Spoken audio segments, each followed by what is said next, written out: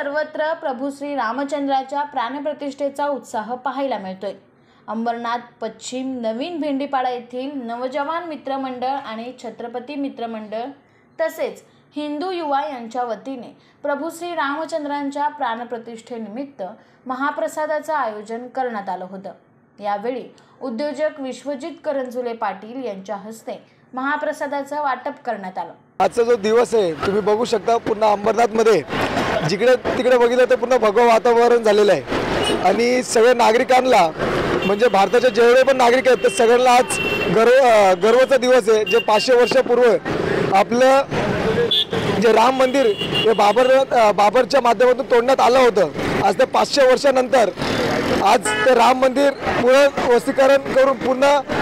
नवीन बांधलेलं आहे आणि ते कारसेवक जे अंबरनाथमधून आणि वेगवेगळ्या ठिकाणातून जे त्या टायमाला बलिदान दिलेलं आहे, आज त्यांच्या आत्म्याला शांती भेटले आणि आज माहिती पडलेलं आहे की रामाचा जन्मभूमी आणि रामाचं महत्त्व काय आणि पुढच्या येणाऱ्या काही दिवसात हे आम्हाला खूप चांगलं वाटेल। आणि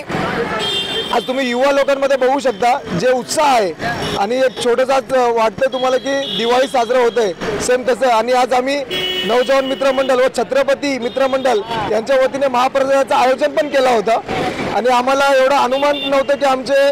नागरिक जे परिसरामध्ये राहतात ते येतील, पण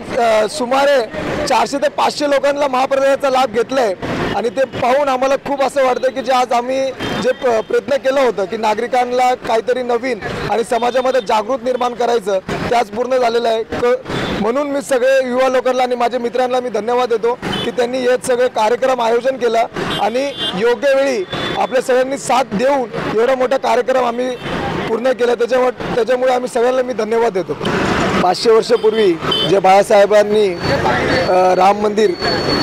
पुनर्निर्माण करण्याचं जे स्वप्न बघितलेलं, जे 500 वर्षापूर्वी आपल्यासोबत जे घडलं त्याच्याबद्दल बाळासाहेब ठाकरे म्हणजे हिंदू हृदय सम्राट बाळासाहेब ठाकरे बोलणं पण हे नाही आहे, पण बाळासाहेब ठाकरेंनी जे स्वप्न बघितलेलं ते निदान 32 वर्ष नंतर ते पूर्ण झालेलं आहे आणि मला असं वाटतं की आज बाळासाहेब ठाकरे असले असते आपल्यामध्ये तर खूप ते आनंद झाले असते आणि अख्ख्या महाराष्ट्राला अजून भगवामय करून टाकले असते। आणि मला असं वाटतं की बाळासाहेब जिकडनं पण बघत असेल आपल्याला त्यांचं आज ते खूप आनंदी असेल आणि त्यांचा आशीर्वाद आणि त्यांचं जे हिंदूंचं प्रेम होतं ते आमच्या सगळ्या युवकांमध्ये असंच असलं पाहिजे आणि जेणेकरून आम्ही पुढच्या येणाऱ्या भविष्यात जे आमच्या धर्माचे कार्य आहे ते आम्ही उत्साहाने आणि एकदम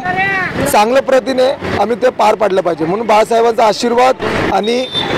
त्यांचं जेवढे पण बोलायचे जेवढे पण हे होती इच्छा होती ते आम्ही पूर्ण करेल आणि येणाऱ्या भविष्यामध्ये आम्ही हिंदूंना जागृत करण्यासाठी असे प्रयत्न करत बसेल। या प्रसंगी यश जगले, सागर सावने, गंगाधर चलवादी, उमेश घनवट, चंद्रकांत गायकवाड, अतुल खुटे, केतन जाधव, गणेश कदम हे देखील उपस्थित होते।